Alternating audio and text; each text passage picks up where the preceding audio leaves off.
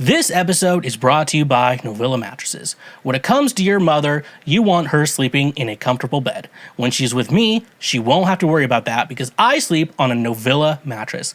Let me tell you, when your mom is at my place, she is sleeping on a very comfortable mattress and she is going to get you one as well. Meet their Bliss Organic Memory Foam Mattress. Perfect for those who want a cool, dry, undisturbed sleep throughout the night, made with organic bamboo charcoal fiber, excellent motion isolation, cooling gel-infused memory foam that fits all bed frames and is reasonably priced. Perfect for if you want an inexpensive mattress for you, your children, or even for your guest room. It comes in a box delivered right to your door, and you get 100 nights to try it out. Skip that trip to the big box mattress store and get a mattress from Novilla. Throw out that cheap Walmart mattress you got in college and get yourself a mattress made by Novilla. Using promo code Schweezy or the link in our description, you can save 10% on any purchase through Novilla directly. Try out the mattress that your mom tried out last night. Again, that's 10% off using promo code Schweezy. And a reminder, when you use our links, you directly support this show. Believe it or not, Schweg isn't at home. Please leave a message at the beep. I must be out, or I'd pick up the phone. Hello, my fellow Schwoke Lords, and what is up? Welcome to yet another episode of Kansas Schweezy, better known as the Lord's trademark favorite podcast. What's going on, everyone? Happy New Year's, or hope you had a good New Year's, Steve. If you met a Steve last year, then you have to find a new Steve every year. Every year, you have to find a new Steve, and It's rough. It's rough, buddy. That's rough. There we go. Just making sure. We have sound there. It's rough, but you can keep the old Steve. I've learned in my travels that you can keep the old Steve, but you got to find a new Steve every year. That's why it's called New Year's Steve, because you got to find a new Steve. So welcome to the show today, folks. Hope you all had a good New Year's Eve or Christmas too. I already talked a little bit about Christmas last week, but yeah, New Year's I played a show. The band I was playing with, Stonehouse, which we released a new single called American Honey. Wherever you are out there streaming your music at, go check that out. Now that's one promotion thing out of the way. But yeah, we played a show, and overall it was a really good paying gig. Place was nice. It was a nice place. So it's not really a venue. It was it's one of those.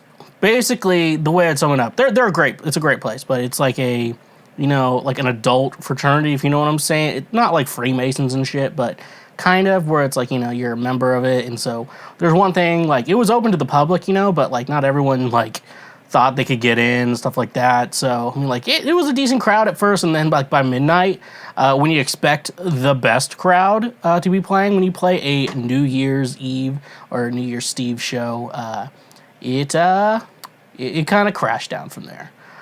So like that was just strange though. But like overall, I mean, it was nice though. Like we had some good times. It's just bad planning on our part because we save our best shit for like the end of the night. So it's a little different. This is the type of guy you get. But anyways, I had a good one. I like to, because it's like I've spent like the last 2 years alone drinking, so it's nice, because of COVID. So I don't know. I like going out. I like playing music and stuff like that. And especially it's like it's a job for me. So it's like I'm still getting, we still got paid the same amount regardless. So that's nice. I can get more stuff, live and eat some food and shit like that. So yeah, no, I hope we're good. I hope you guys had a good New Year's Eve too, and then New Year's. I hope this year's good. Will it be good? I have no clue. I haven't lived through it yet. But I don't know. I'm just thinking about, booking shows, with a lot of things. I'm writing music. Hopefully last year I didn't release any music, or at least last Christmas. That was the only thing I released last year. So I'm hoping to get some releases this year. Really excited for that. It's basically get the work done, and like there's some deadlines I'm trying to meet with that. So I gotta really push it myself. But if you're another person, you don't have to give a shit. But anyways, though, welcome to Cancel Schweezy. Cancel Schweezy, the only podcast that's promoting a new year, new me, but we're sticking with the same bullshit. Like, you could be a new person, but you're going to stick with the same bullshit. Like, honestly, though, people set, like, these super high expectations. Every year, all I want to do is meet a loose woman, and I can usually find that pretty quickly. It's not that hard, especially playing in middle of nowhere bands, and stuff like that. Speaking of playing in like middle of nowhere areas, so this band, I'm like, they have the same sense of humor as me. They don't listen to the show, but they listen to it if like they see a highlight that like would probably involve them. But I don't like to name people's, like their actual names and shit like that, because that would be kind of mean, in case someone does something funny. I try to keep that stuff out too, but anyways, though, but we all have like the same sense of humor and we all got inside jokes. But one thing we do joke about is Garth killing people and shit like that. So we're playing at this like middle of nowhere like bar, just your typical middle of nowhere bar. I'm not saying it's a bad bar. It's actually probably one of my favorite bars around the area. But it's just a middle of nowhere bar. And we're setting up. We're making like, Garth ate someone, and stuff like that. Well, I wonder where Garth hid the bodies. And then just this random. I'll call him a redneck, but maybe blue collar too. I don't have anything against this guy, but he came up and said, "You're wondering about where Garth put the bodies?" I was like, This is the last person I would have thought. Like, to just looking at him, I assume he's a good guy. He was with people, so usually people who aren't good people don't have friends. That's just that's just how life is. And this is the type of guy you get. You kind of know that, but he was just like, you're talking about Garth and the bodies? I want to know where the bodies are too. I'm like, that was fun. That's funny. But anyways, though, this year, same old bullshit. I already talked about Stonehouse, American Honey. I play bass on it. I recorded it. I was the producer on it, so that's really cool. Go check that out. American Honey under Stonehouse, all one word, wherever you get wherever you stream music. That's really cool. Schweezy, go check out Schweezy. Everywhere you get your music, and my socials will tell you also when I release music too, at TheSchweezy. Just make sure you're following me over on there. That's a big plea, just asking you to do some free shit, like the free shit you can already do. Like following me on Twitch, pressing the follow button on Twitch. I know this is really confusing, but make sure you go follow me on Twitch, twitch.tv/TheSchweezy. I do play video games every Thursday. I'm hoping I can get to this. Eventually, I want to stream. I want to be on stream when I finish my Pokedex for Pokemon Violet. Because I got a little bit of a gift card from my brother for Christmas, and I want to get the other one too and play that as well. So I don't know what I'm going to do with that though, but I've been playing a lot of Pokemon. I've been playing Pokemon the last couple of months. Well, a Pokemon game. So I think I went from Let's Go Pikachu because I replayed that game. I just wanted to play it. I just wanted to replay it. And then eventually I was like, I should just stream this if I just want to play it. Because I was like, I don't know what other game I want to play. And then I moved to the Nuzlocke, which I did fail. I did fail the Nuzlocke. Then I did the randomizer, which was not a Nuzlocke. I just wanted to finish a game, feel better about myself. Then I'm playing Pokemon Violet, and so I'm going to finish the dex in that. I want to get the Shiny Charm, so in my fun time I can Shiny Hunt. Maybe we could do some Shiny Hunts, but I don't know. People aren't as interactive on my. So if you're watching me on Twitch, just interact with me too. Could you please do that? But anyways, though, nice thing about Twitch though is if you have an Amazon Prime account, you can connect it to your Twitch account and get a free subscribe. Now, following anyone on Twitch is free, and this is where people on Twitch get confusing. So following anyone on Twitch is free. So if you just have your account, press the follow button, you can get notified whenever I go live. It's good. It's free, and I would never ask you for money. However, though, if you have an Amazon Prime account, you can connect it to your Twitch account. You basically get Twitch Prime. And basically what Twitch Prime is basically you can subscribe, which typically if you subscribe to someone on Twitch, subscribing to someone is paid. It's typically around $5. Some other people can change it, but I can't. But if you have Amazon Prime, you get one free subscribe. Why not? Just help me out, And that's a great way, too, even if you don't want to be watching me play video games and yelling every 10 minutes. I fucking hate this game. And then continue to play it. That's a great way, it's just to financially support what I do over here and everything. So, and basically, if you're already paying for Amazon Prime, like, one, it takes money out of Jeff Bezos' pocket, obviously, and two, you can support me by still not spending any extra money than you already are. So, although that is all really appreciated. But if you do want to spend some money, you want to help me out, this is all one man operation. I always want to make this show free, but sometimes bills got to get paid. I got to pay for things. Our Patreon page is always great for that. Basically, right now it's a tip jar. May need to do some updates on it, but right now it is a tip jar. So definitely go check that out and just help Daddy out. That's my hole. That's where it spits. So you definitely want to go help out Daddy at that. But let's talk about the free shit you can do real quick. I want to make sure I get through that really fast.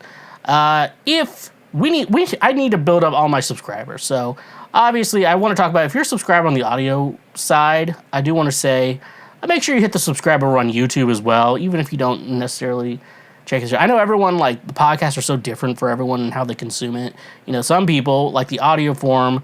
They drive a lot, or, you know, when they work their job, they listen to podcasts and helps them get through, or they're at the gym. You know, it's like that. But I could really use your support over on YouTube. One of my 2023 goals is really to be like a paid partner with YouTube. We're trying to get that, and just subscribing though, and may not people be listening to the full podcast over on YouTube, but the highlights people are checking out all the time. So it really helps. So make sure you're subscribed over on YouTube, even if that's not your main platform. But if you are watching me on YouTube, hi. I hope you enjoy the brick wall between me. We got kicked out of that Christmas cabin, so we're back to the brick wall for a minute. But no, yeah, go check us out. We post highlights of all the shows. You can share with your friends as well, and tell them to subscribe. We're just trying to infiltrate algorithms, and that's your best way to do it. And if you are a audio person as well, no worries. Still listen to on audio. Listen to it however it's easiest for you, honestly, though. We're just trying to build up our YouTube platform so I can become like a paid partner with YouTube. That's what we're really trying to do, so I don't have to rely fully on ads and Twitch and Patreon and stuff like that. That way we can just start, they put ads on the videos and I can just get paid from those ads. That's what we're really trying to do. But if you're on the audio, make sure you leave us a review on your preferred platform and give us a 5, 4, 3, 2, or 1-star rating, and also subscribe over there, because every Wednesday we upload new episodes. But somehow late for some reason. Sometimes I do that, but no, it's usually it's always Wednesday. It's just in the middle of the week. I always hated Wednesdays when I was in college, so like a little pick me up on a Wednesday is always pretty good. Even though it's the same day my favorite podcast, Your Mom's House, comes out as well. But we're not that podcast. We're Cancel Schweezy. So. Anyways, though, let's get into previous week right now. What is previous week right now? You may be asking me. Well, I'm here to tell you. Previous week right now is just the news from last week. We're 107 episodes in, and if you're a continued listener, like you probably already figured that out. It's just news from last week that you're listening to mid the following week. But I record on Monday, so it's all last week to me, and it feels like last week still. But then you're like, oh, this is news that happened last week that you're going over right now. It's like, I'm sorry, I'm not John Oliver. It's not good to release podcasts on Sunday. I'm sorry. That's rough, buddy. So, anyways, though, Philip DeFranco, take us away. Let's just jump into it. This is from Head Topics UK. Now, look, I always say the article. You know they're not good. This is a fun show, okay? Man who moved near train tracks complains to train companies about train noises. I got to read in a British accent. Hello, mate. I knew there was a railway line. Well, I thought that would close at 11:30 p.m. I'm sorry, my accent's bad. A man has slammed 2 train companies for driving him to madness after noises from the tracks have kept him awake at night. The antiques dealer has had to endure sleepless nights after he couldn't get to sleep because of the sound of trains meters from his home. Barry Carroll, a 72-year-old antique silver dealer, moved to Amersham from his apartment in King George V. It says King George V Road. I'm assuming it's King George V Road. Okay, I know at least 7 Roman numerals. I have a music degree. Okay, it is just a few only meters away from the railway tracks, which serves both Chiltern Railway and the Underground Metropolitan Line. My bedroom is very close to the tracks, but that's not the main issue. Barry claims the trains can stand there for more than 50 minutes with engines running, which happens especially on the weekend mornings and late evening. A spokesperson for Chiltern Railways apologized that Barry has been disturbed by the trains in the sidings near Amersham Station. So we got a lot to look at here. So one thing I learned, in Nashville, I want to say, so I remember someone posted, I just see people post nonsense on Facebook, and they were posting about like, hey, if you see a train stopped like in front of like a car road, in most states, like you check the laws, because in most states they're supposed to move after a certain amount of time. You know, it's just which sounds like common etiquette. You know, because we're living, as George Costanza said, we're living in a society. Now, I looked up the laws in Tennessee. There is no rule there. So there's like one train track near like downtown Nashville. I was like driving Uber for a minute, you know, and I was down there, and I remember I was like, we saw a train getting ready to park, and I just immediately turned, and then like the person in the back seat, like, oh, thank God you know about this, because like I heard like one time it was like I had a lawyer in the back seat, and they were like, yeah, I remember one time I had to make it to court or whatever, and I was very late because of this train. It's just very inconvenient, you know, and like I get it, but like I think there is a way around, but they really need to clarify that way around. If you know what I'm saying. Come on, Mark, don't be stingy. But yeah, so anyways, though, that's Tennessee. We're talking about the United Kingdom, and my knowledge of Europe isn't that good, you know. I took the classes, I took, world history. I know about a little bit about, how the UK works, Russia, other France. France used to be badasses. Now they just give up. That's rough, buddy. But and stuff like that. But they are very into the trains, which is also, I wish the United States was, because, especially if we got into bullet trains, you know how much fucking better that would be. And, if a terrorist attack, we just fucking knock them out and just throw them off the train, We can't just fucking throw... I mean, we can, but, like, if they're... we can't just... And also, like, you open, I don't... You know what I'm saying here, though? Like, we're on, like, a Southwest flight, and I know Southwest isn't cool right now. The CEO, I thought his apology was good. I thought it was a good apology. Anyway, I'm going to still probably fly Southwest because I know my worth, so... you can't just be opening doors on a Southwest flight in the air and just be tossing off fucking terrorists. But hopefully TSA catches them. But trains, fuck yeah, just throw them off. You could people survive jumping off trains all the time. Like, you just have to throw them off in a rolling motion. I don't know where that rant came from. Anyways, though, back to this guy's bullshit. Back to Barry's bullshit. He moved to the train tracks. Was this recently? Yeah, he recently moved to this area and is complaining. Now, here, I don't know. So, like, pardon me, because, like, I follow this guy. If you follow Dank Pods on, or any of his channels on YouTube, like, he basically, like, he got a warehouse because, like, basically he does, like, niche 2000s electronic stuff, like iPods and shit like that, which I love. But then he also has a couple other channels. Like, one, he works on cars. The other, he talks about drum stuff. And, like, when he was like, I have to move, so he got a warehouse, The warehouse mainly, like, you can have little offices in the warehouse, if you didn't know how a warehouse works. But then you can also have, like, cars in there and stuff like too. So he had to move just because, like, it was like a flight training school, and it was a big complaint. But they made money, so it's weird. So I don't know, like, if you're into real estate, you kind of have to, like, they kind of trick people into doing that. That's probably what happened to this fucking guy. But also, yeah, I don't know what to say. Like, I don't know. You figure out your sleep. I never understood people who could sleep who need complete silence. My brother needs complete silence to sleep, and I'm like, fuck you. I'm gonna play guitar right now. But me, I need like a fan on, both in case I'm sweating my ass off, or if I'm I just need the white noise in the room, and then I need, like, something to watch. It doesn't matter if it's new or old or whatever. Typically a little older stuff, it just helps me fall asleep because I probably have ADHD. I know I have anxiety. Could be connected to ADHD. I don't know. But, like, stuff like that. So I need to be, like, basically I would talk about my brain is like a 2-lane road, and I have to have both those lanes occupied for either me to feel peace and shit like that. But this guy, kind of, I don't know who to blame.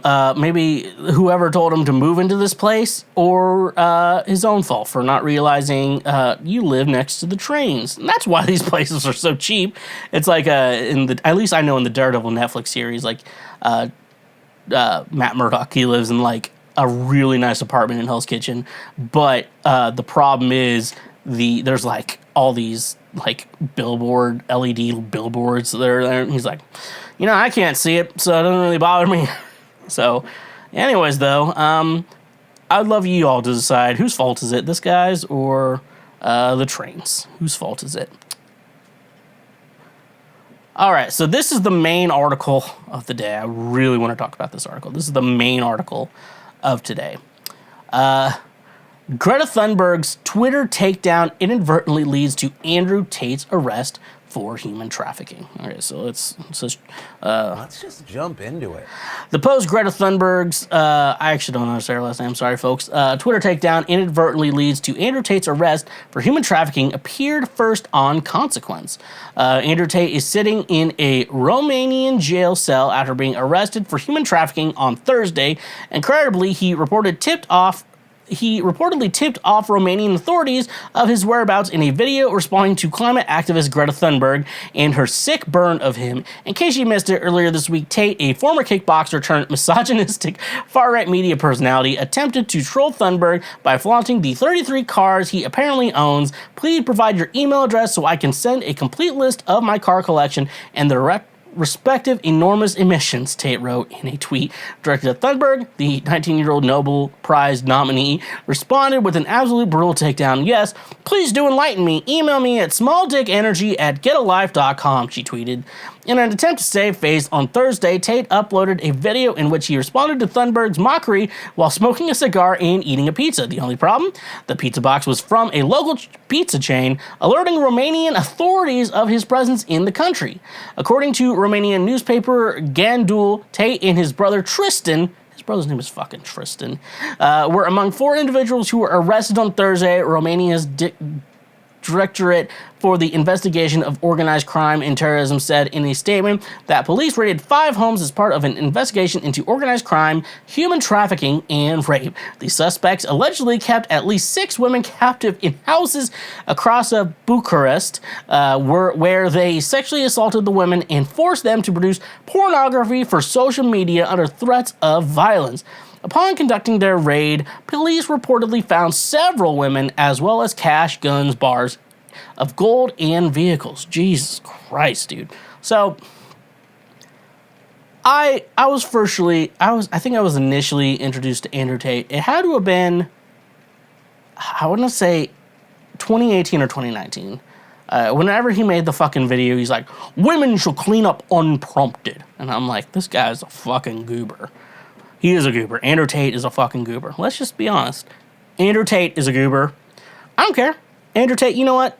Come to America. You can't. You're in jail or you're on whatever. You paid your bail and you're out. You're on whatever that is.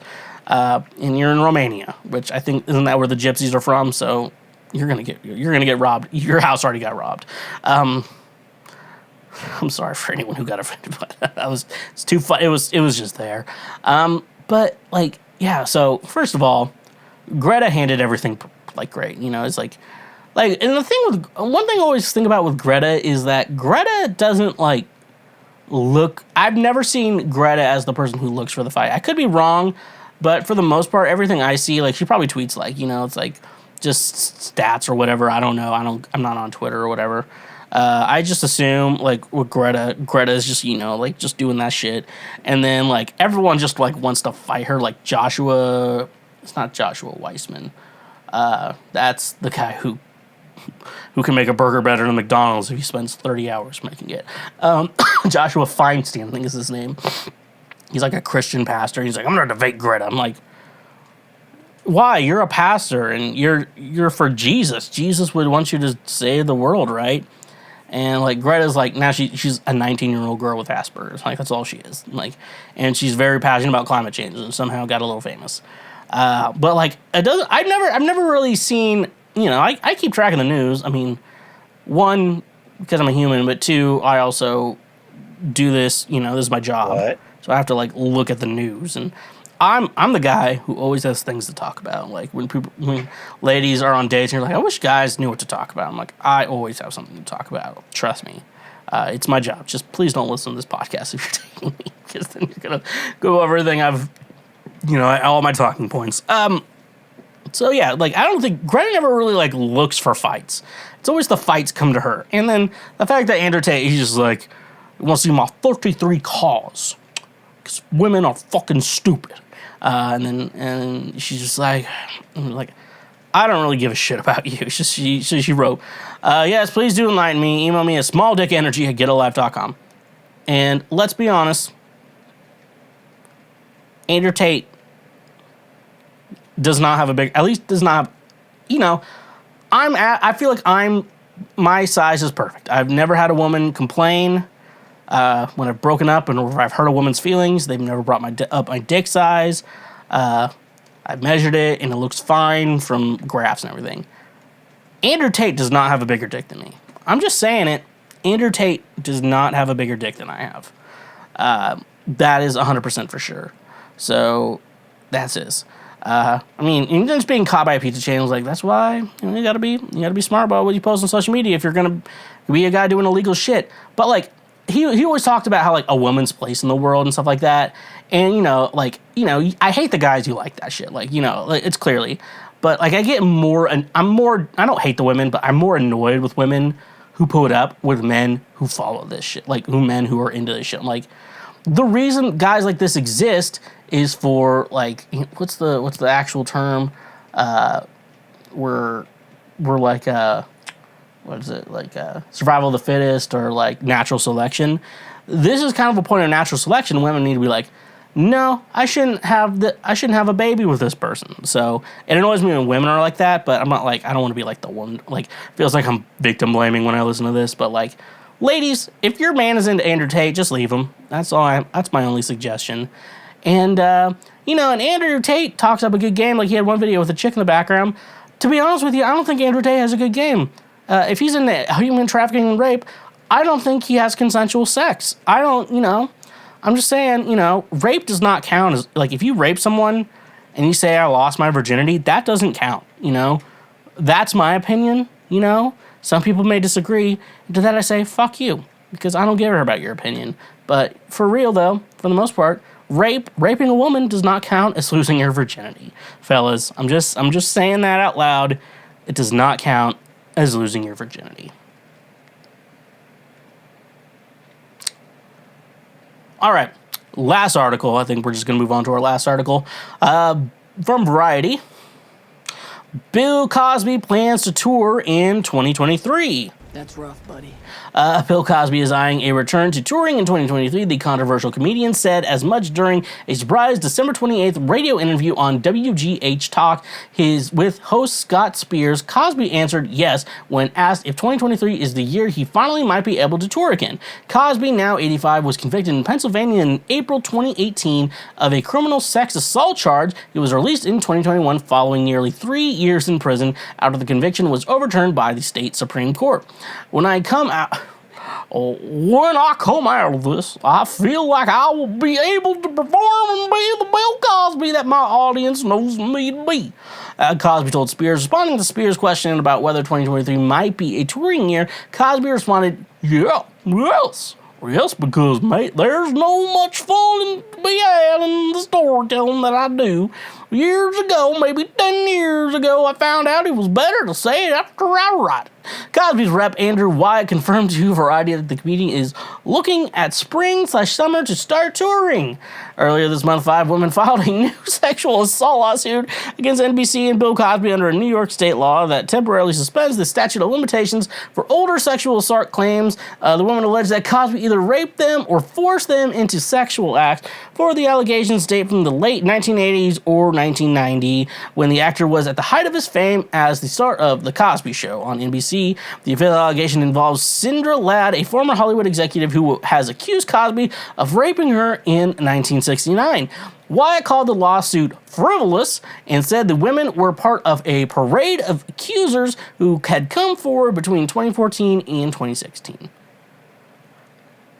See, now, I know, you see, I never want to victim blame, but I know there's some women lying, but there's too many accusations for it to be like, no one, this many women want to take down Bill Cosby. Like, this is all true. And honestly, I know there's probably some that are lying, but I'm just going to believe all of them. You know, I don't have the brain cells to be doing that. New allegations coming up about Bill Cosby. New ones? More? I'm not blaming the women. But there's more? Jesus, Bill. God damn, dude. I think the worst part is Bill Cosby's just like, I didn't do it. All right. Well, anyways, who wants to see me on tour? Just like, Jesus, dude. Jesus. And, like, he did not do it in a cool way. He did not do it in a cool way, you know?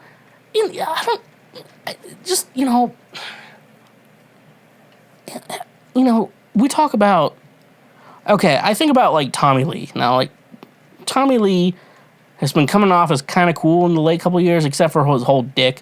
It's just anything involving his wiener is not cool. But, like, he used to be a really shitty guy, and when he was in Motley Crue, he was just fucking everything, you know? All those guys were just fucking everything.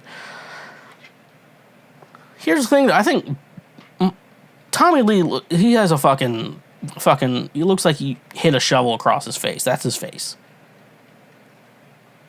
I don't think he ever raped anyone. I can't imagine that guy. I think everyone was just consent. I'm like, I'm down to fuck him. You know, it's just, you know, I don't, you know, I mean, I could, but also someone's gonna be like, you know, Tommy Lee did rape someone. I'm like, okay, I'm out. But, like, Bill Cosby, like, you know, like, Louis C.K., he jerked off with women in the room, jizzed on his stomach. And he was like, yeah, that probably wasn't a good idea. And, you know, he's kind of, like, tried to do, like, an apology thing, and he's coming back. Like, Chris D'Elia, I think he's still doing his podcast. I don't really listen to it. He was pretty funny, but he was always like, I don't drink, you know, I don't do drugs, you know, I've just never been interested. And I'm like, okay, you can't be in entertainment and not have a demon. And it's like, his demon, little girls, or at least girls, you know what I'm saying, you know, girls who might not be 18, you know, the ones younger than him, but he's not like Leonardo DiCaprio. He when you buy liquor at a liquor store and they scan your card instead of just looking at it, like, that's what Leo does. He scans it. So, anyways, though, Bill, you need to learn how to read the room and just consider your career over. I don't even know how much royalties you're getting anymore, dude. Like, because they don't air the Cosby Show. And honestly, if you went on a campaign and be like, I think the Cosby Show should stay on cable because they teach a lot of good lessons to people, I'm like, honestly, I would agree with you, you know, for the most part. Maybe just put, like, yeah, the Cosby and the Cosby Show is kind of a dick, and do that. But the fact that you're like, I'm gonna go on tour and I'm gonna, you know, just probably keep doing what I'm doing. I'm like, Bill, what's gonna happen when Bill Cosby dies? That's a good question. That's a good question I want to have. What are we going to do when that guy dies? Like, because, like, you know, when Trump dies, like, it's not going to be like we were for, like, George H.W. Bush, and, like, no one gave a shit about him, you know? Like, what are we going to do when Trump dies? Like, people will probably celebrate. When Joe Biden won, and let's get it straight, a majority of Democrats were like, how is Joe Biden our best option, you know? We celebrated in the streets during a pandemic, like during a global pandemic, that Trump got out of office. Imagine being hated that much. Like, and I gotta imagine Bill Cosby hated more than Trump. I just think so. But yeah, I wonder what's gonna happen when he dies. When everyone dies. Just before me, I want to report it on Cancel Schweezy, this show that you were currently listening to right now. Have you ever been out in public and thought, hey, look at that fat guy, only for it to turn out to be a mirror and you are in fact the fat guy? That was the moment that kickstarted me into becoming the greatest health expert the world has ever seen. But I wasn't born being built different. Like Joe Cocker before me, I get by with a little help from my friends. And my friends happen to be today's sponsor, FNX Fitness. FNX Fitness is committed to creating innovative supplements of the highest quality that provide focus for a productive morning, energy to thrive all day, performance supplements to reach new goals, unique sleep and recovery formulas to support any sport and healthy supplements to support an active lifestyle for years to come. I also really enjoy their clothing line that makes you look good while you work out as well. Another thing I love about FNX Fitness is that with every purchase, they donate a gallon of water to a child in need. Start working out smarter, not harder, by using the link in our description today. You can save 15% on your purchase. Go save 15% on some of the best supplements out there when using the link in our description. And remember, when you use our links, you directly support this show. When you're at the beach, you aren't going there naked, letting everyone see your little shrunken PP from being in the water. No, you're wearing some sort of clothing to cover up your privates. So why would you let companies you buy products from have access to the privates of your credit cards? That's where today's sponsor, Privacy, becomes the clothing for your credit card information. Privacy is the first payment product that keeps your personal information private while being even more convenient than using a physical payment card online. Privacy empowers you to protect your physical card information.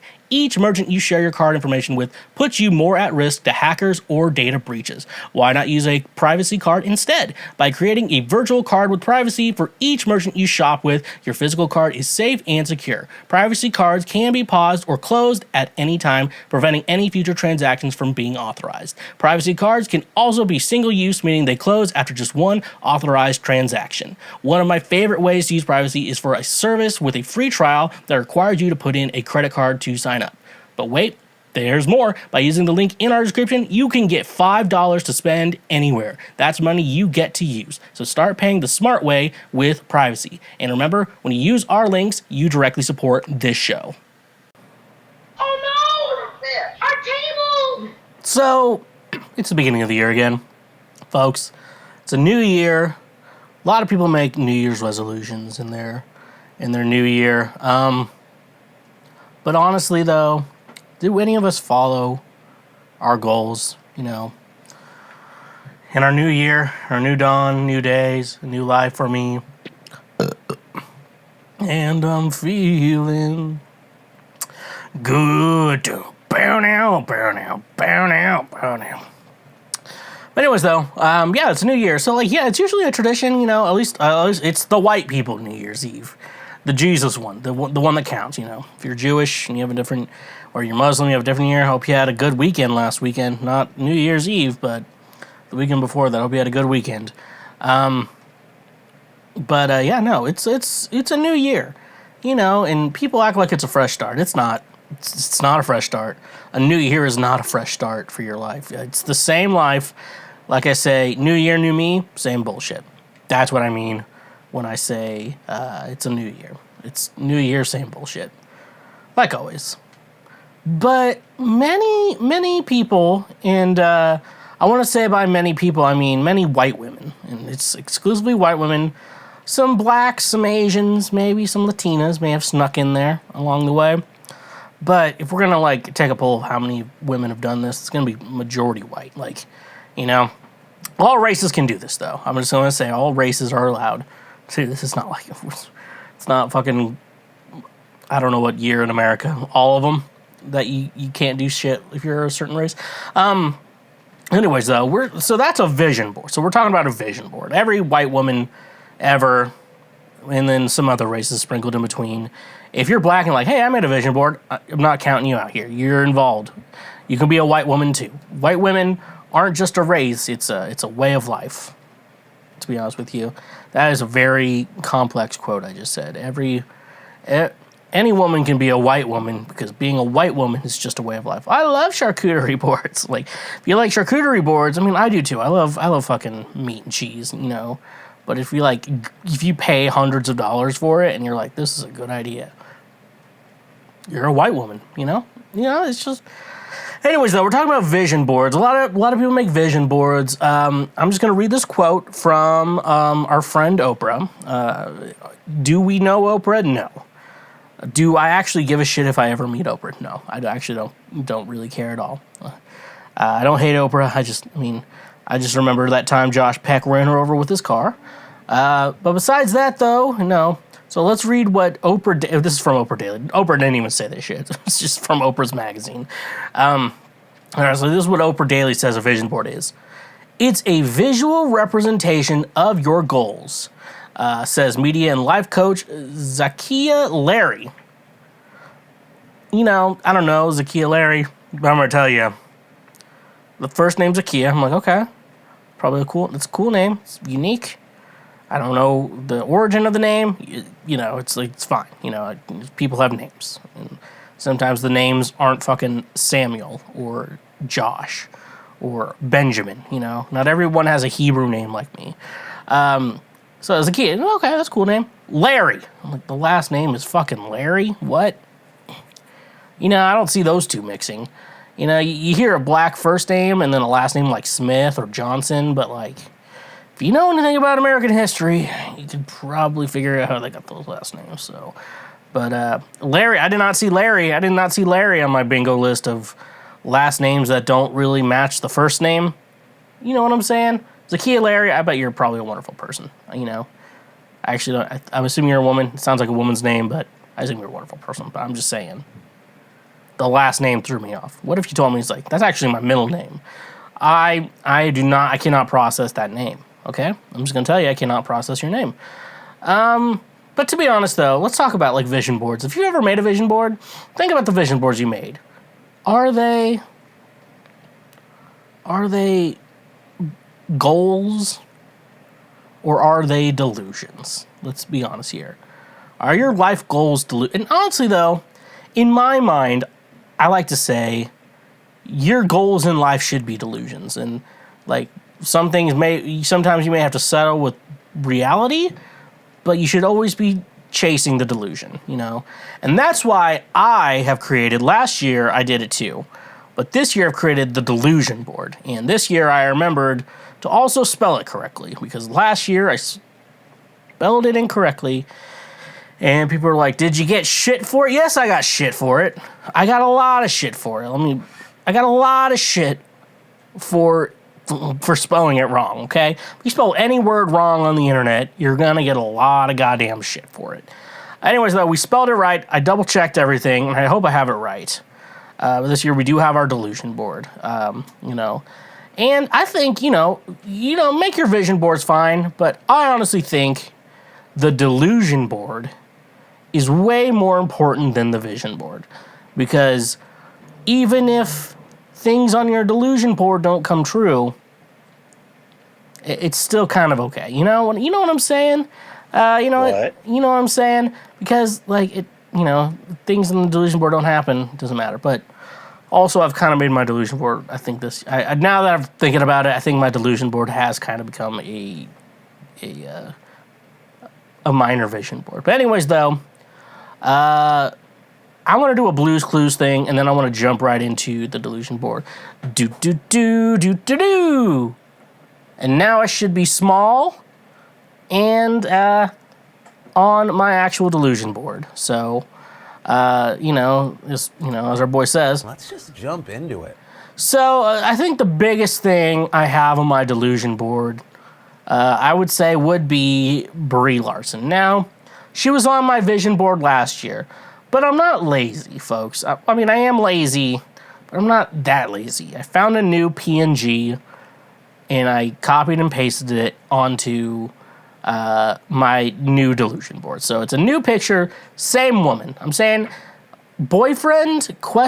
She sometimes posts the guy, but like as she probably should live her life as someone who I desperately love, as Fetty Wap would say, can I get to the yams? Sweet yams, show me the way, 'cause I got bills to pay. Brie Larson is also on my delusion board this year. Now, why are people like, why do you like Brie Larson? Captain Marvel 1 sucked. I'm like, you know what? I don't care if Captain Marvel 1. You didn't like the first Captain Marvel. I gotta adjust the green screen. Boys, yeah, I don't care if Captain Marvel 1 sucked. It was fine. I liked it. I liked the movie. You know what? If it came out like near when Iron Man, the first one came out, everyone would have loved it. But no, it did feel, story-wise of the MCU story-wise, it did feel a little too late. I will admit that. I'm not hating on you. I'm not hating on you for that. However, though, Nevertheless, he persisted. I like her because she's going to be in the Marvels this year. And I think dating Brie Larson comes with a lot of benefits. One, you know, the Marvel actors talk about, like, yeah, we just, you know, we're threatened with our lives about these secrets getting out. But here's the thing. I know how to keep a secret. People are like, you don't know how to keep a secret. And for the most part, that is very true. That is very true. I do have a podcast, and how I get around a lot of things is saying, it's like, I have a friend, and most of you, no one knows what friend I'm talking about. And it makes it okay. Anyways, though, but, like, she'd be like, so, what's the post-credit scene in the Marvels? Like, you know, like, do you know? You know? And then a lot of Marvel actors, like, are almost as clueless as you are. Like, all they know is the scenes they filmed, which, like, you know, makes sense for some big, like, you don't want some fucking person, like, to spoil it. But anyways, though, I love that woman, and that's cool. And everyone's like, yeah, she has such an attitude. I'm like, I kind of like that, though, to be honest with you. She also played Envy Adams in Scott Pilgrim vs. the World, and that was a big turn on. You know, everyone's like, I love Ramona Flowers. I'm like, I love Envy Adams. I'm sorry. Once her vegan boyfriend died, like, that's where I swoop in. You know, like, I eat meat, but I drink almond milk with my coffee, and I think that should work. You know, for the most part, that should work. Anyway, so that's enough about my love for Brie Larson, fucking, and everything she fucking does, in my heart and on the screen, and in real life. Though, she is the ultimate mommy. So why is she's on my delusion board? Because she's a mommy. Brie Larson is a mommy, and specifically, I want to call her mommy. Anyways, though, let's move on. Above Brie Larson, we have a guy. Looks like he's playing guitar and writing stuff down, aka looks like he's writing music. Now, my goals for 2023 is main part. I think my goal is to have 2 songs released by April. There's a possibility only 1 song could be released by April.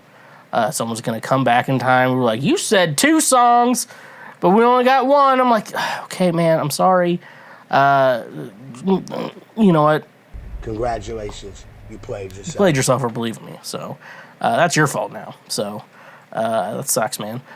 So yeah, I want to write songs. You know, I still got a lot of songs I need to write. I have a lot of things I want to do. You know, music-wise, you know, writing. You know, there's a lot of writing I want to do, and so. For me, putting on my delusions that I'm writing, because every time I write a song, and my mindset, you know, in regards to writing music is, I have not, into my mind, you know, I believe I've written some good songs, you know, and I just don't think everyone has heard them, like, even the songs I've written yet. Like, I don't think, I'm constantly in my mind, like, I've written good songs. I know I've written good songs. Like, if I like the song, I know it has to be a good song. Like, I've written songs I truly like and would actually listen to. So that is something in my mind. Like, I know I've written good songs, but I also think I have not written my best songs yet in my mind. So in my delusion board, in 2023, I want to write my best songs yet. And, you know, every year I think I write shitty songs every year. Like, and I think if you write songs for a living, or just, you know, or whatever, you like.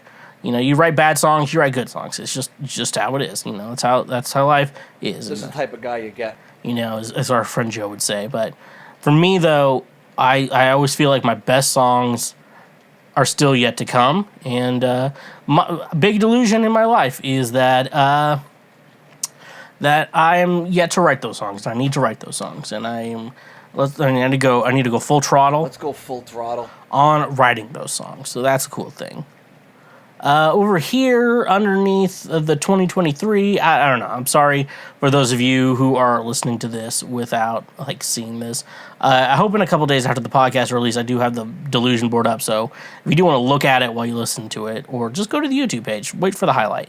You'll see a full guide. There's a woman talking into a microphone. This is supposed to replicate podcasting. Now, I still want to continue podcasting. I think maybe this year we may get some guests on, though they will probably have to be over Zoom or some other form of communication. But that's okay, I think, for the most part. From what I've learned, though, if you can, I know how to deal if, like, the audio quality's bad. Like, if someone's just talking to me on their, like, their phone camera, usually that audio quality's okay and I can deal with it. But then you have, like, some really bad stuff, and so it's always, X's and O's and stuff like that. Like, the question is. But, like I said, delusions on podcasting, I think this podcast is the best, greatest of all time. The GOAT. This is the GOAT of podcasting. Assuming that Joe Rogan, Your Mom's House, and a lot of other podcasts don't exist. I think this should be your top contenders. I feel like this is an easy podcast for anyone to get into. But sometimes I can understand, like, sometimes I talk on a topic that people don't relate to. And, there's like a couple guys, like, I know on comedians who do podcasts that I generally think, I'm like, I really like that guy. I like his comedy. I think he's a really cool guy. But, like, his podcast, like, all he talks about is sports. And I'm like, I'm just not into sports. Like, my dad's dead now. I don't have to pretend to be into sports anymore. Like I'm like, I mean, I like you guys, but I'm just not into sports, to be honest with you. And I'm okay with admitting that to people, It's like, I think you guys are great. I think the way and I can get technical with people. Like, I have friends who do sports podcasts, and they're just like, look, I like the way you guys do it. It's fun. You just have to have fun doing it. You have to be entertaining. You have to be entertaining to listen to, and stuff like that. But also, I'm not into sports, so, like, I can't really get into it. Me sitting there listening to it is gonna bore the shit out of me. So, like, I'm sorry, but, like, that's, Celine Dion once said, that's the way it is. But no, I also think our best podcasts are yet to come. But it's hard with podcasts, though, because, like, with songs, you can have, like, you could be a one-hit wonder on songs. But podcasts, like, you could have a really good podcast, Like, Joe Rogan has a bunch of clips and stuff like that are really popular. Like, Tom DeLonge and his podcast is really good. Forever ago, Elon Musk was on his podcast and it was really good. And now no one gives a shit about him because we all learned he's fucking dumb. He's had other people and it's like, oh, that's a significant episode. That's really cool. So, but the best of Camp Schweezy is yet to come. The best segments we have are yet to come. So make sure you're subscribed to the show because the best is yet to come with what we have. I have a couple plans this year. I want to be more dedicated to a lot of schedules, more themes. Like when we hit Valentine's Day, I want to remember, oh yeah, it's Valentine's Day. We should do a Valentine's Day episode. Or like when it's St. Patrick's Day, do a St. Patrick's Day episode. It's more like staying in line with what we're supposed to do, stuff like that. So that's another idea. We also, underneath here is I love MILFs. I want to hook up with some MILFs this year, The problem with MILFs, I've kind of realized this because I'm a kind of guy I'm the kind of guy who's like, I would rather date a woman a couple years older than me than like younger than me, which I probably have to realize very soon. I'm going to have to start dating a woman younger than me if I want to be happy in a relationship. I'm like, not like weird, I'll be 30 in 2023, I could date someone who's 25 and it's fine, like that's not weird. But, for the most part, like, I'm 30. Like, I'd rather date someone who's maybe 33, 34, 33 to 37, honestly. Like, as a woman, I'd rather date someone that age versus someone younger than me. That's just me, This is the type of guy you get. But, like, yeah, MILFs. And, I say MILFs, and I feel like you got to hit 40 to be a MILF. And, you know what? You don't have to be a mother to be a MILF. You just have to age to the age of... I think you have to be 40 at least to be a MILF, okay? If you're like 15, maybe in your 30s, but like to me, I feel like you have to be in your 40s to be a MILF, and you don't have to be a mother to be a MILF. I just wanted to point that out. You do not have to be a mother to be a MILF. What a MILF is a woman who's older and is hot, and you're like, that's a cougar. I'm like, a cougar? What a cougar is a woman who is a hunter, and she hunts for the young prey. That's what a cougar is. Then you want to know the difference. So, ladies, if you're over 40 and you think, I don't got game anymore, you still got game. You just got to be hot, Being hot is a choice. I feel like I don't care what you look like, Sometimes you may need to lose some weight. Sometimes you may need to do some things that you actually can control. Remember, there's things you can control and things you can't control. Do the things you can control, You know what I'm saying? You know what? Just decide to be hot, and it doesn't matter what your age is. And then underneath that, we have the Nickelodeon's Kids' Choice Award. People ask me, okay, and you're, obviously we're talking about delusions, but what are your actual goals in life? Like, what would be your dream? Like, when you finish these things, what would be the goal? Like, you could like live your life, the rest of your life happy. For me, I say like one, performing on Saturday Night Live. I would specifically choose like me as the act, you know, but maybe with someone else could change the difference, you know, could figure the difference, you know. But I haven't even gotten anywhere close to that yet. Another one is winning a Kids' Choice Award. Because I feel like, Grammy, yeah, you know, but you get a Kids' Choice Award, like, bro. It's the ultimate. Like, those awards look so fucking cool, dude. So fucking cool. Like, you can't tell me those aren't fucking cool. You know what I'm saying? You know what I'm saying? That's the type of guy you get. Then we're going back up top. We got a purple sticky note. It just says, meet a loose woman. That is from The Office, if you've never watched The Office. Every year I say I want to meet a loose woman, and every year I do accomplish that goal. Do I have sex with her? 50-50, you know what I'm saying? But that's, you know, you just gotta meet a loose woman, you know? Nice thing about a loose woman, I feel like every man out there should try to meet, even if you're married, you should meet a loose woman. You just gotta know that you still have it, you know? Because what women find attractive in men is confidence. And if just, you know, you meet a loose woman and she gives you that time of day, and you shouldn't sleep with her if you're married. I'm just telling you that. This is not an excuse for cheating. I'm just saying, meeting a loose woman really builds you back up again. You know, when you're just feeling down, go to the shittiest bar ever. A woman who's so broken down. Maybe go to a truck stop. Park in the truck area. Some lot lizard's gonna come up to you, make you feel like a man. You know what? It's just build your confidence back up. We just need to be our confidence built back up. You know what I'm saying?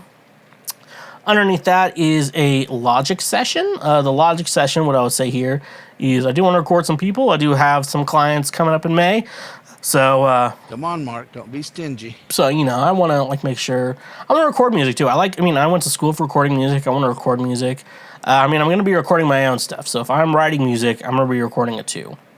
That's no factor. I'd like to be recording other people too, because recording other people is really what will help us go full throttle. Feel like a woman, a real woman. And feel like a woman, you know. Last but not least, pizza. I just want to eat a lot of pizza this year, you know. Maybe some healthier pizza options, but pizza, I would say pizza is probably my favorite food. A pepperoni pizza, I don't know. Like, if you're like, I will give you the worst hand job of your life, or a pizza, I'm picking pizza. Like, I'm almost 30. I'll be 30 this year, so we're getting to a point where it's like, some sex things are underneath a pizza. Just saying. But it's like a hand job, like even just a normal hand job from a woman, maybe. It's like, yeah, it's like, blowjob? All right, then we're tied with the pizza, you know? And, you know, but also sex is kind of below the blowjob, you know? You know, blowjob, you just sit there and it's just nice, you know? Anyways, though, that's my delusion board. I hope you all like it. I hope this inspires you to figure out your own delusion board as I go back to the big screen. Next up, I want to talk about Guillermo del Toro's Pinocchio. So for some fucking reason, we had 3 Pinocchio movies in 2022. 3 Pinocchio movies coming out. You know, I made the joke a couple weeks ago that, like, hey, what if the Jack Frost from the movie Jack Frost and from the Jack Frost band joined forces with all the other cartoon Jack Frosts, and they saved the Jack Frost verse, you know? Dumb fucking idea, and that's also what we call a joke. So if you didn't get the joke, I'm going to tell you this, you're probably autistic, because I can't, you know, you can't be explaining every fucking joke after it. And like, if you're listening to podcasts and you know, you're like, this podcast, if you listen to Cancer Weed and you're like, this podcast is not funny, you're probably autistic. I'm just saying. No offense to the autistic people out there, because there's probably some autistic people out there who's like, or just laughing their asses off, like, I'm autistic and I think this is hilarious. And you're worse, you know, that means you have worse, you're worse on the spectrum than them. But I love the autistic audience. Honestly, you're probably my entire audience. Let's just be honest with you. Anyways, Guillermo del Toro. I'm saying that right. I can say it right. I cannot spell it to save my life. I don't know how that. Usually it's the opposite. Anyway, so he made a Pinocchio movie. It was like stop motion. Like usually they don't make a lot of stop motion movies anymore, which like it's like Robot Chicken and Guillermo del Toro's Pinocchio. So those are the two we have to choose from. But anyways, though, so like Lionsgate made a Pinocchio movie, and it was Pauly Shore being gay. And you know what? It was funny for a couple weeks, but I never watched the movie. And you know what? I don't need to. And then Disney remade it in live action, and then like Tom Hanks played Geppetto. But also Disney has kind of, you know, and that's the thing that worries a lot of people who are fans of Marvel. And like I think it's like it's gonna be a little bit less, but you know, or whatever. But like they don't like a lot of violence, and like Disney's like a big stickler on smoking.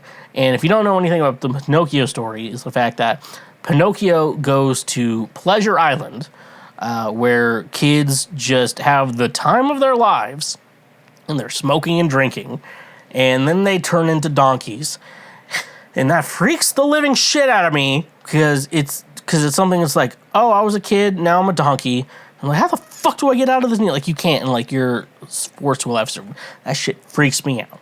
Like, if they were just like, hey, you can have the time of your lives, however, at the end of it, you're going to turn into a donkey. I'd be like, you know, as a kid, you're like, well, you know, like you figure out your decision from there, but you were warned. But these kids were not warned, and like, Jesus Christ, the whole Pleasure Island stuff, just freaks the shit out of me. Like being turned into a donkey. And there's like a conspiracy theory, or not a conspiracy theory. God damn, it's not a conspiracy. There's a theory that Donkey from Shrek was one of the children from Pleasure Island that turned to a donkey, which like honestly does make a lot of sense, but they never really. There's like a lot of resources on it too, so like you can look into it. Does John Solo do a lot of good? John Solo is really good. Like if you want like books into it's like the real truth behind blank film. But he's already done one on Pinocchio, but like the 1940s cartoon, and the 1940s cartoon is better than even the new remake, just because they had to censor it so much. And yeah, I think it just missed the point. Like because the cartoon Pinocchio got a lot of the points right, except Pinocchio wasn't as much of a little shit, you know. The whole point, if you ever watched or read the original book, Pinocchio, I believe I did in the 6th grade, forgot about it, but then I watched a YouTube video summarizing it for me, so I'm qualified. Basically, it's like, oh, Pinocchio came to life, you know, Geppetto made him to a human, and he was the fucking worst. He was a little shit. And then he kept doing all this shitty shit, and then he died. And it was kind of a lesson like, this is what happens when you're a fucking little shit, you son of a bitch. And then they finished the story, you know, yada, yada, yada.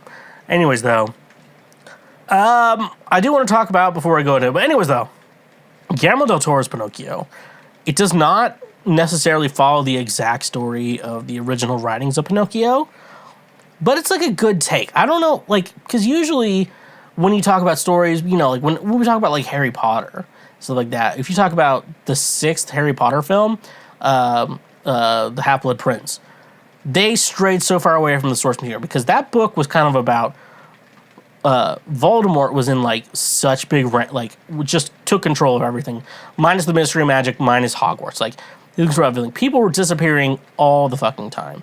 It was just sad, and you heard like kids were taken out of class. We were like, your little brother died. Hey, your parents died. You know, shit like that. Kids were taken out of class at Hogwarts for that, but they were safe at Hogwarts because like Voldemort was Dumbledore's bitch. You know, stuff like that. And so it's just like a scary time to be alive, and if you read the book, it's a very sad book, and they also go over Voldemort's past and stuff like that. And the movie kind of missed the mark. Like, they got the story beats right, but they tried to make it a romance novel, and it's just not a romance novel. It has romance in it, but it's not a romance novel. It's like kids going into romance, even though they probably shouldn't, because they're kids, you know, stuff like that. And like, that's a bad interpretation of a book. This is like a good interpretation where they changed a lot of the source material and actually did a really good job on it. So here's some differences. I think we all like knowing differences.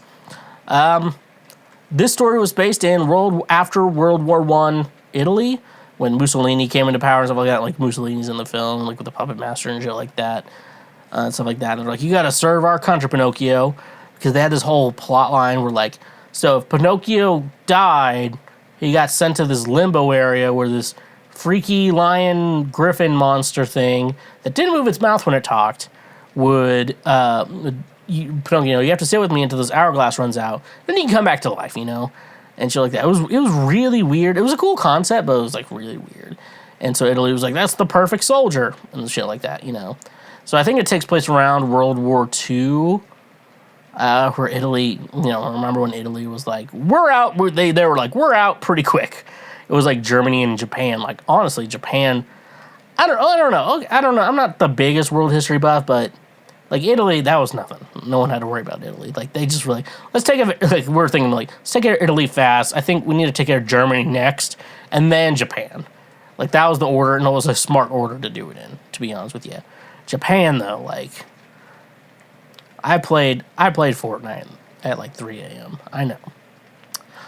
So yeah, anyways, though, moving on, the fox and the cat were in the movie. There were big characters in the movie that like trick Pinocchio and shit like that and doing little fucking shit like stuff, you know. The movie Pinocchio was like a little shit. In this movie, he was just kind of like, you know, he's like, I don't want to do that. I don't want to do it. It's like, were you born yesterday, kid? And it was like, yeah, he actually kind of was born yesterday.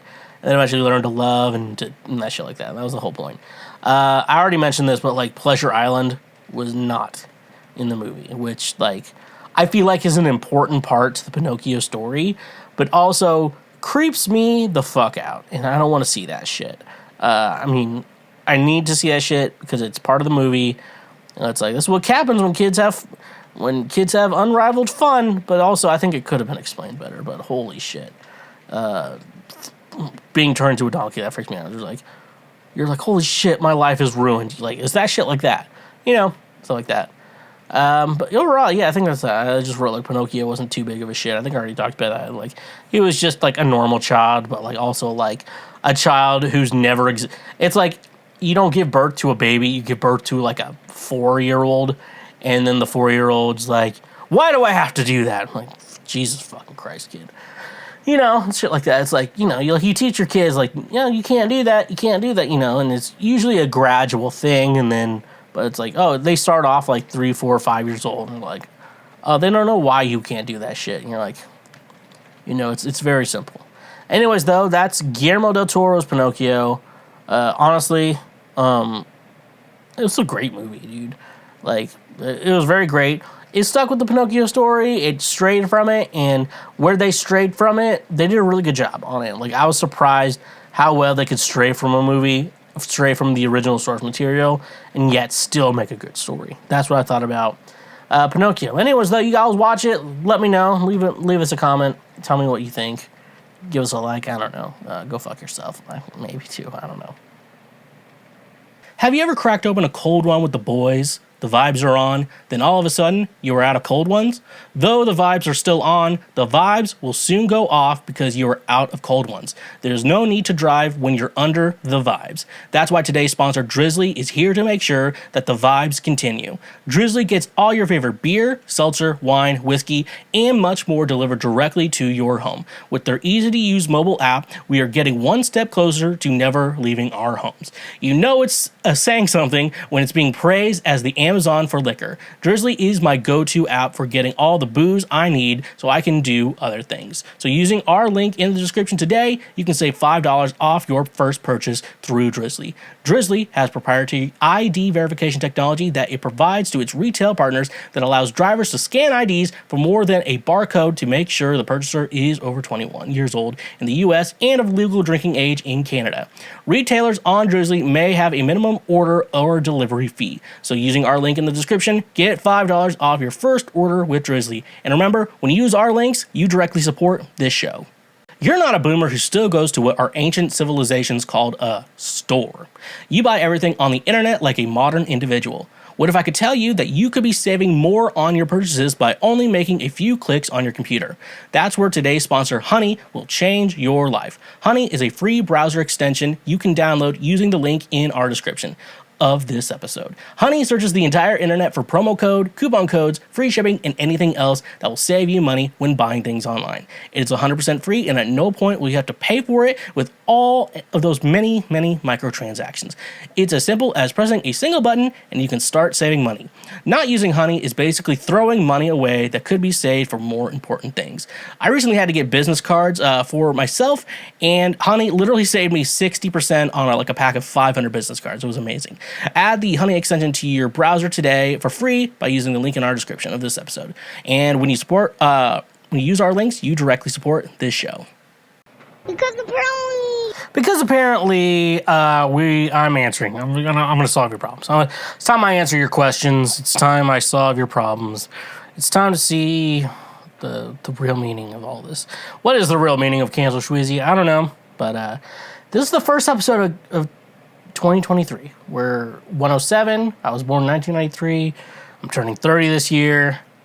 A lot of problems. That's rough, buddy. I'm not even scared about turning 30. It's not that part. I've always been like the young friend and everything, but now I'm like, oh, okay. Now I'm 30. So, anyways, though, let's just Let's just jump into it. So look at our first question here. Would girls find it weird if the guy can't help but moan while he is going down on her? What? I have a friend who calls me to go down on her when she is turned on. I love it so much, and just listening to her moan can get me off alone. I get so turned on that I can't help but moan while my face is between her legs, but I've always tried really hard not to. I'm afraid she might think that's weird. So, okay. Alright, so this is a ridiculous question, but I know I can fucking answer that. That's the worst problem of all of this, is like I know an answer to this, okay? Congratulations, you played yourself. That's the problem. I know an answer to this. So, okay. So, fellas, this one's going. This one's going out to anyone who watches. I want to say straight porn. I feel like I'm telling fellas because I don't. Women is just like a mystery. Like what do you use to jerk off? Like if you ask. Every woman jerks off to something different. It's like, I read a book. And I'm like, okay, that's weird. Some women, like, I watch two guys having sex with each other. I'm like, okay, that's a little extreme. And I'm a guy, and I'm like, I think lesbian sex is weird. Or, like, woman on woman, because they're not always lesbians. They're typically bisexual and also porn sex workers. And stuff like that. I hate when people say, like, I'm a sex worker, but they don't do sex. And I'm like, okay. What? All right, anyways, though. Here's the thing, though. Here's what I know. Here's my knowledge on the situation that you're going through. We know, so, any man, I feel like it's anyone who's watching, I mean, I'm going to speak on the men's behalf. I always feel bad out, like, not talking about the other genders or whatever. But anyways, though, in my pursuit as a straight man, I want to say, though, when I watch porn, I like to pretend that I'm the guy.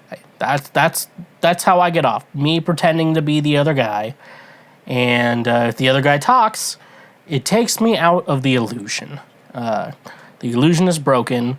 As Samuel L. Jackson said in that one movie where they opened the briefcase, I don't remember asking you a goddamn thing when a guy talks. And that's the thing, though. I think, and I think there's a good point to realize, anyone who doesn't know this, porn is fake. I was having a conversation with people the other day.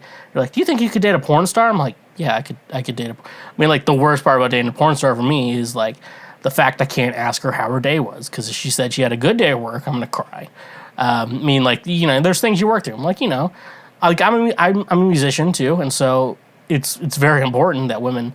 I had a friend who just got married, and like she understands it. Like the idea of like, oh, I have to play a gig on Saturday. We're not gonna be able to see friends and family on Saturday or go out because I'm playing a show, stuff like that. What she didn't understand is our house is flooded with music equipment, which. That makes more sense. I'd rather have that than like her like not understand like yeah, I gotta play a show tonight. Because I hear comedians talk all the time, like, they date someone, and, like, they're like, oh, yeah, it's a Wednesday night, I need to do a spot, if they live in LA, I need to do an open mic to, like, work out a set or work out a joke or something like that.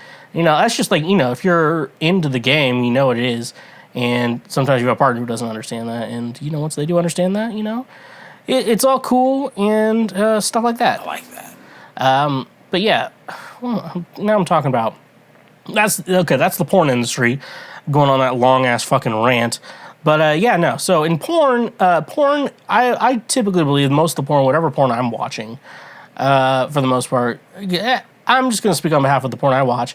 It's made for the male perspective. It's the audience, because when you make content, I know I make music. It doesn't matter if you make music, YouTube videos, you do comedy, you have an audience, and the audience for the porn I watch is straight men, which is what I am. Some of you think I'm gay, and I don't really give a shit. But yeah, so make porn for me, and porn made for me means the guy does not talk at all. And so when men learn sex from porn, and they're like, oh, I guess I shouldn't talk and stuff like that. But nevertheless, though, yeah, you can make some noise. Here's one thing. Don't be fucking a goofball when you do it. And we're like, num, num, num, num, num, num, num. When you're eating a girl's pussy, do not do that. It's funny. I will laugh. I do think that's funny. She won't. You can't be making... It's hard being a funny guy, and being funny is like how you get girls, because at some point you have to stop, and sometimes it's a problem in your life. You're like, I'm eating her box, and you're num num num num num num num num, and you can't just be saying that shit. You gotta do natural things, and you can't be fucking weird about it. That's the thing. Just do what's natural. Because think about this, my fellow man. You said you're a man. If you're getting a BJ, which is short for blowjob, and she starts moaning as if she's having a good time, isn't that awesome? And so it works both ways. It's like Pete Wentz. It's like it's a Childish Gambino song. It's like Pete Wentz, it goes both ways. I know it's from Cam. I know that one's from Cam. I can't remember the song. Anyways, though, women prefer men. Fellas, make noise in bed, but don't be fucking weird or goofy about it. And coming from experience on my end, don't be goofy about it. I'm really telling you. Just do what's natural. Do be natural. Like, oh, can't no fucking. I'm just making. Sorry, I'm on a point where I'm making jokes. Okay, I'm doing a show right now. I have to make jokes. So, all right, let's move on. What's the female version of small dick energy? So let me go through small dick energy in my head first, then I can try to answer. Small dick energy, I feel like guys with small dick energy, which, I'm going to be honest with you. I think we already mentioned this early in the episode. I feel like my dick is a normal size. I don't have a hog, but I feel like it's a good size. No woman I've ever been with has criticized the size, even when we've broken up and I've hurt her, because I have hurt women. I do have flaws. I'm not perfect. I'm not Beyonce. But so yeah, I feel like I'm fine, and women, I do want to brag. When I pull it out, I'm like, this will do just fine. Like one woman did say, I'm like, that's kind of cool. Shit like that. Ladies, you should reassure, man, when you pull it out for the first time. I'm like, this will do. That'll do, pig. Be like, that'll do, pig. That'll do. Anyways, though, so small dick energy for a guy would be technically if like he's overcompensating, because when a guy feels like his dick is really small, what he'll do is he'll basically overcompensate. Like he'll try to fight anyone he can just to prove he's tough, because being tough is overcompensating for his dick size. Like I can probably tell you, if he has a big dick, first of all, he's not on social media. I'm telling you that. And he's not on social media because he cheats a lot. He's not on social media because all the social needs he has is with his dick, because it's so big. But a guy with a small dick will overcompensate for everything. He buys a nice car. Like, he generally does shit that he would need to do to impress women, because for some reason men think that your dick has to impress women, which is like, it's just a fatal flaw, because women aren't attracted to that. Like, men are attracted to that. Like, women want to like show their tits and shit like that, like try to make their tits look good and, and their ass look good, Like, that'll work for men, but men think that's what works for women, too. It's not necessarily the factor in regards to that. So that's why men do that shit. So they think, oh, I need to impress a woman. And so you buy a nice car, you try to show off your wealth, and you try to overcompensate, like, I'm tough, I can fight. Like, you see some guys, I've seen some guys working out in the gym who are very good in shape, and I want to congratulate them. I think they're doing a great job with their bodies. They've done a great job. However, their faces look like they've been hit in the face with a shovel. I'm just saying. And, and I'm not saying they're like, they have small dick energy. I'm just saying they're overcompensating for their ugly face by getting ripped, And so small dick energy is somewhat was saying you're overcompensating. So what would the female version of small dick energy be? That's what I want to think about here, because I'm just kind of thinking out loud here. One clearly is like, it's clearly, you see it mostly on Instagram, very edited photos. Like it's funny because the thing is with it, you can't see women. You'll see women with like a perfectly photoshopped photo, like body looks great, their tits look great, their ass looks great, and stuff like that. Sometimes it's like it looks so natural. It's like this looks awesome. But then that's a trick. If you see a celebrity you think is hot and has the perfect body, try to Google some paparazzi photos, because then you will see what they really look like. And I'm not shaming women for what they actually look like. It's just the fact that they're trying to cover it up so much and like still trying to make a social media brand off their bodies when, like, they just have fucking normal bodies, fellas. And guess what? The women with the normal bodies are great. Like very, very small girls with tiny tits, they're great. You know what? You slap their ass, it sounds like a screenshot. Guess what? If they annoy you, you just shove them under the door, and they slide under there. You just have to block it off, and they annoy you. But small girls are cool. Small titty girls are cool. Small ass girls are cool. And everything like that. So it's like girls like that, I would say, have it. Karens definitely have small dick energy because they want everything going for them. Because what I believe is most things are just, they probably just have rich parents and things are going good for them already. Or they don't have a lot of things going for them. So this like need for like a 17-year-old cashier at Target ruining their life. Like, I'm gonna get you fired because this is all I have going for my life. That's that's small dick energy in a woman. I hope that makes sense. That was just a nonsense ramble. So we can move on now. Why does the electoral system exist in the U.S. and not the popular vote count? So, like, this is a really big history lesson. What? That I don't know all the details about, but I live in the United States, therefore I can give you some. So, there were some initial ideas. I remember, like, if you talk about, the United States formed 1776, and then you assume after the Revolutionary War or the British Civil War, which they lost. I don't know how the world sees it these days. But you see those things, and then you think about, okay. And then they wanted a more democracy where you vote in your leader and stuff like that. But then things got in, like, we can't just be going by the popular vote, one. Because, like, we think about how voting now, just like, okay, everything's so digital, and I voted on like paper this year, like for the primaries, and I shoved it into like a Scantron like machine, and I'm telling you, those Scantrons, they grade things immediately, and so it's weird how like it still takes forever to get like voting results for shit, and stuff like that. And that's just like your basic shit like that. So that's that's one reason, because like voting takes a while. So if they have that, it makes it a little bit easier to know who's president. Figure it out fast. Now, so that was before, because I remember, because you learn about this shit, and if you paid attention in history class, which the sad thing is, if you're listening to Cancel Schweezy or checking out Cancel Schweezy, you did pay attention in history class. That's the problem. The people who did not pay attention in history class are congressmen, congresswomen, senators. They're not listening to this show.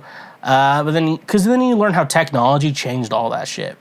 Like then you learn how, like the telegram. Like I think wasn't Lincoln the first president who won with confirming it by telegram? Do not quote me on that. I'm probably wrong. But then they had the phone. Obviously that helped a lot of things. And I don't know if radio did anything of that. It's just communication and the internet. We talk about how communication has come a long way in our lifetime. Like elections have done that too. And another thing is, it's a little bit. You see this every time we have an election, because if Democrats always somehow win with the popular vote, but 2 elections in the last 20-some years have been won by someone who did not win the popular vote but won the electoral college. And the idea is that, like, let's say Montana, the population of Montana is a lot of farmers and stuff like that. And I love Montana. Montana's cool. I think Montana's cool. However, like, you think about New York City, you think about Los Angeles, those are the 2 biggest cities in the United States. You think about Chicago too. And people are like, should those cities decide who our president is? And that's why people think, like, the people in Montana need a vote, like a voice, and if the people in Montana don't have a voice, then what's the purpose in voting? I'm like, I mean, it makes sense, but like, that's why you vote for like senators and people in Congress and representatives and all that stuff. I mean, like, that's the reason for that. But you're like saying, like, because like people shouldn't even have to, like, this is where a majority of the people live, and this is where a majority of people don't live. And you see where a majority of people live, they vote Democrat, but where a majority of people don't live, they vote Republican. But then you have to think, land doesn't vote. People need to vote. I don't know why a patch of grass needs to be able to vote for a president, but human beings shouldn't. And so people think like, oh, I live in rural Kansas. Why does my vote not count? But then it's like, oh, I live in Nashville, Tennessee. Why does my vote not count? Because I voted Democrat, and Democrats won the popular vote. Why does my vote not count towards that? Because my vote only counts for the electoral votes of Tennessee, which is not that. So it's like that. So why we don't go by it, I think the reason why it's basically still around is because Republicans want to use it so they can win elections. Because if we got rid of the electoral college and the electoral system, Republicans would lose. Like, we should have got rid of it a long time ago. And the fact that in the last 20 years, or the last, 2000 was that election, 2004, Bush won, right? So, and then 2008, and then 2012, so in 2016, like, that's 16 years. Like, a lot of people are listening to this. That's when the popular vote failed, because a lot of times it usually matches where like the popular vote picks the president, but those are the 2 times it didn't, and it's and it's because people want their land to vote and not them. It's like people who will clearly lose, not lose. So, That's rough, buddy.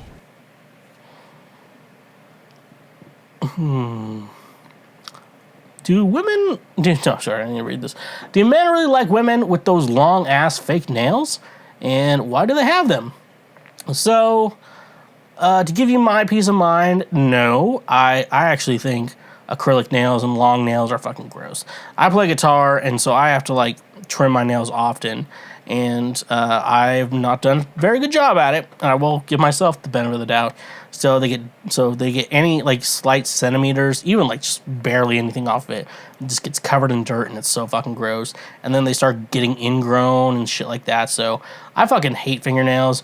Don't get me started on fucking toenails. Like, if you think about it, like, we're monkeys and we needed those, like, it's fine. But there is no reason. I fucking hate toenails. I would love my toenails to be removed and then just, like, smooth into skin or whatever, Because I do not give a shit about my toenails. Like, one's crooked. It's gross. It's fucking gross. Men, don't show off your bare feet. It's gross. And women, I don't want to look at your feet either, just to be honest with you. But, like, yeah, women get a fake nails. So, yeah, the fake nails. So, first of all, ladies, if you want to get with fucking me, what you got to learn is I'm not into that shit. You can have them a little bit, but if they're super long, I'm just gonna be grossed out, dude. I'm gonna be like, how do you wipe your ass? And then I'm gonna think, you don't wipe your ass. I'm like, do you have a bidet? And she's like, no, bidets are gross. I'm like, ugh. But anyways, though, here's some historical facts I had to research. I did some research. So I think historically, though, if you go back in the day, like maybe even back to like Egypt, I want to say. I could be wrong. Remember, I can be wrong sometimes. Your nails showed like your overall health, and so if you had nice nails, if your nails looked nice, therefore you had good health, and that's what fathers were looking for into selling their daughters for goats and shit like that. So that was cool. Cool stuff, slick stuff, neat stuff. But then you have it makes your hands look better. So if like I guess elongating your nails make your hands look thinner and it makes them look better, especially and stuff like that. So that's also a good factor as well because if it makes your hands look better, like you do it.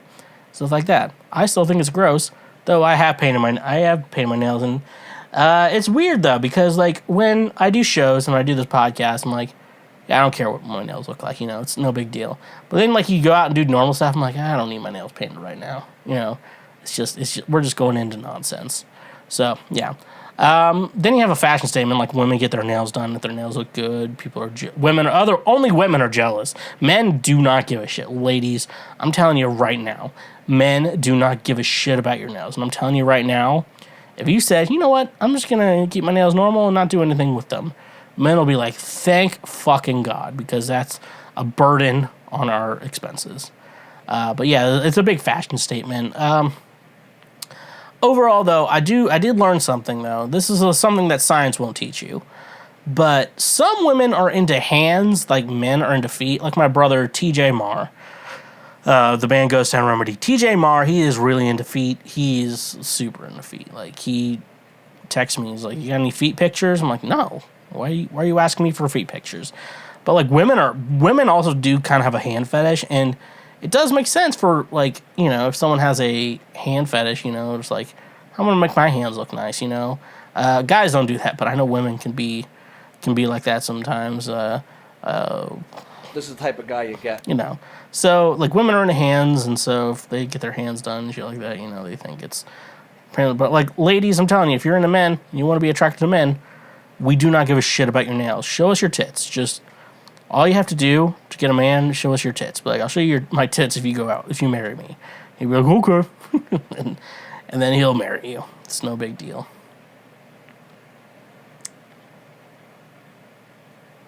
Why don't men seek support from each other the way women do? A while ago, a girl in my class and I discussed the difference in how males and females tackle their mental struggles. Eventually, the girl asked, why don't men just seek support from each other? That's what we girls do. It struck me as I had no idea as to why. I'm male myself, and I don't know why. I asked myself why I usually don't share my mental struggles with my male friends, but I don't really know why. It could be that we feel embarrassed, but I don't know. Do we seek support from each other? Do we seek support in other ways? Is the dynamics difference? Is it what we keep most of it to ourselves? Well, I can honestly tell you that the way men seek support is by starting their own podcast. By starting your own podcast, that is the way that men can seek support from other men, because going to therapy is for cucks. And so if you don't want to be a cuck, and you don't want to sit in that cuck chair in the hotel room, you better get to fucking starting a podcast. That's what you got to do. Oh, in all seriousness, though. But yeah, no. So yeah, why men? I've generally started to think about this because the last couple of women I've dated, I've been kind of very honest about like my mental struggles and shit with them, and stuff like that. And I've learned like they're, for the most part, I've kind of learned like, hey, they're not your therapist, but what you're talking about is like, you're not open about it and stuff like that.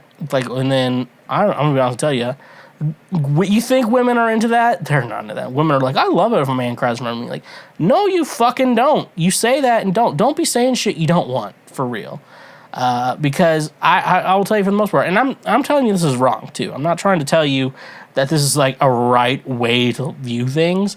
But women want a man who's mentally strong and stuff like that. That's why men aren't the ones going to therapy. That's why men aren't the ones that are, like, very open about their emotions. That's why men in general are not open about their emotions, because women don't want to hear that shit. It's not attractive to a man. I was just listening to like a clip from Where My Mom's At. That's Christina Pajitsky's podcast with Dr. Drew. And a woman was talking about her husband being open about being sad and having his emotional problems. And she was like, my vagina was drying up. I'm like, yeah, okay. So how are men supposed to fucking exist in this world if the whole point is like, hey, if I talk about my problems in life and how I'm feeling sad and how I have depression and how my anxiety is going out of control, if I tell the love of my life that her vagina dries up, what am I supposed to fucking do besides start a podcast? Because if you're depressed or have any mental problems, you got to start a podcast. That's the only one. Women are going to make fun of you for it, but their vaginas won't dry up. That's the real lesson here, is that your vagina won't dry up if so women can like you, and that way you can continue to do your podcast. I don't know. And so, like, the answer is, like, men need to be more open to their women. Women don't want that fucking shit. And some women will be like, I love it when a man's open. I'm like, no, you fucking don't. And you're like, my man's open to me. I'm like, he's like 10% open to you. I guarantee the man you have that's open to you is about 10% open to you. He's definitely not more than 10% open to you. Because if he goes further than that, what you will say is, my vagina's dried up and I'm not into him anymore. Because you want a masculine man.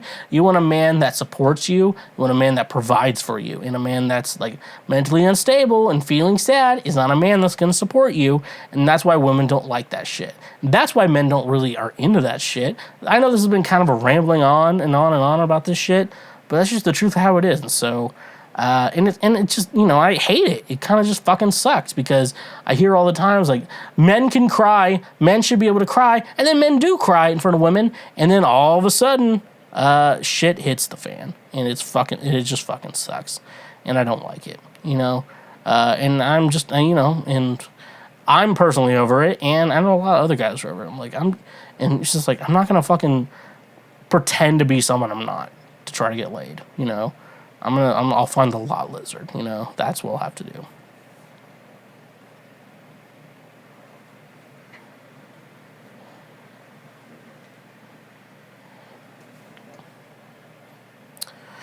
When a girl says, I want you to fuck me in the bathroom of a bar, which one's she referring to?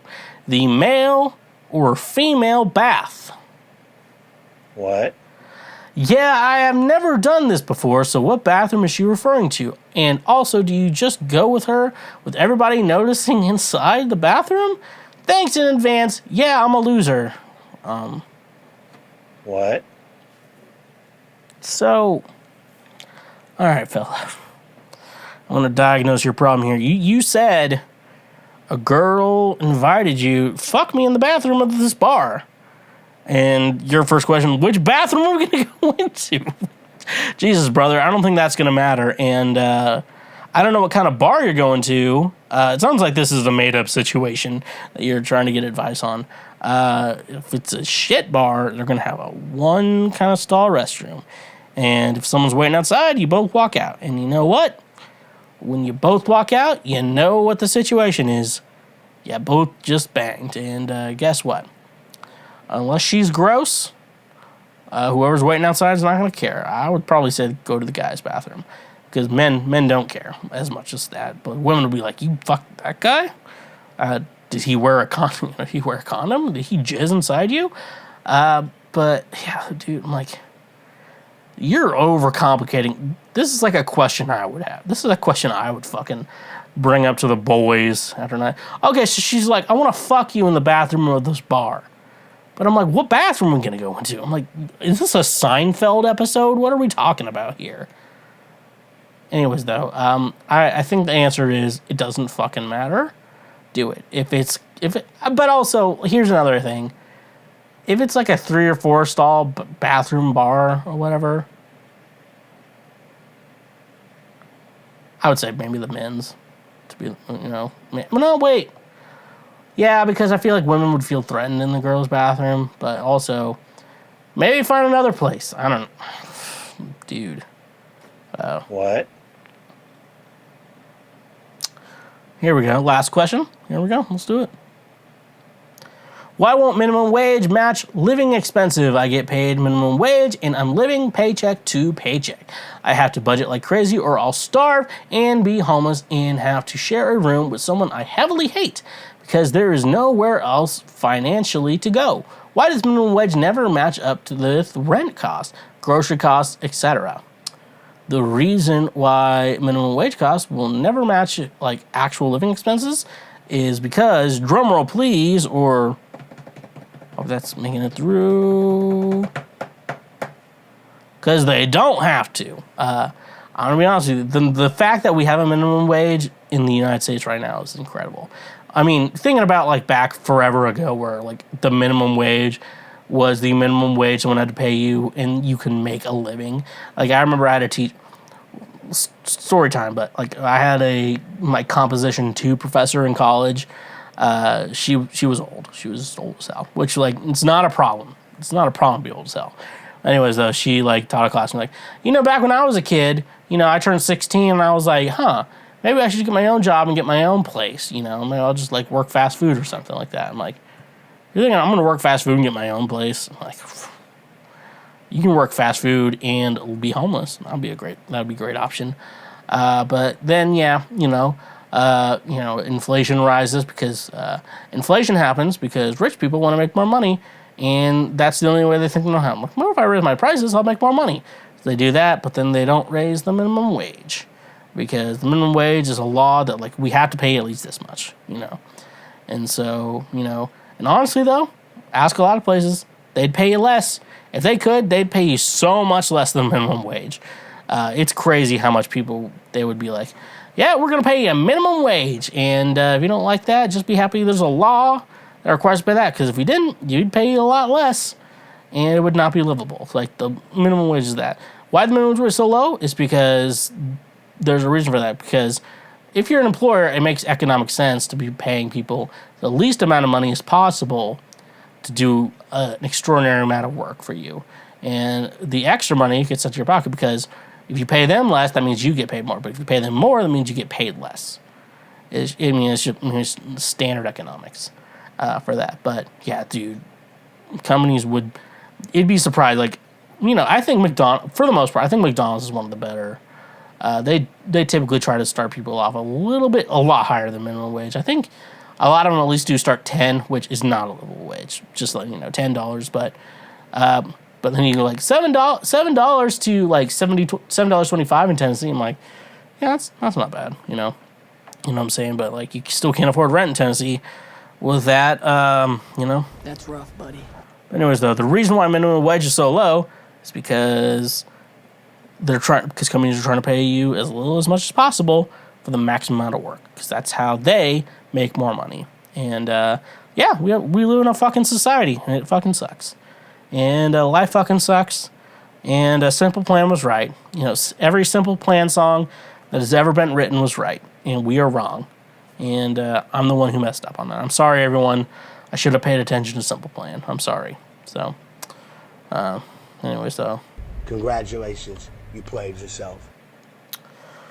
Anyways, though, we're ending today's episode of Cancel Schweezy. I think I went on too many rants, but anyways, though, we're ending on a good note. Make sure you check out Stonehouse's new single, American Honey. It's going to be a fun one. I play bass, and I recorded that. But also, thank you for listening to Cancel Schweezy, better known as the Lord's trademark favorite podcast. Follow me on my music and social media at TheSchweezy, twitch.tv/TheSchweezy. Help us out on Patreon financially. And if you're on the audio platforms, make sure you check out our YouTube page. We're infiltrating algorithms. Make sure you like and subscribe to our page. And if you're on the audio-only platform, give us a 5, 4, 3, 2, or 1-star rating. So, I'll keep you love butt drugs and stay awesome. Believe it or not, Schweg isn't at home. Please leave a message at the beep. I must be out or I'd pick up the phone. Where could I be? Believe it or not, I'm not home. You just finished a full episode of Cancel Schweezy. You are now one of the smartest individuals who will ever exist in our world. If you like that episode, make sure you subscribe. Whether you're watching this show or listening to the show, make sure you subscribe. That way you get notified whenever we release full new episodes as well. And if you're on YouTube, smash that bell button. That way you get notified anytime we make a post over here on YouTube. Honk if you love butt drugs, and stay awesome.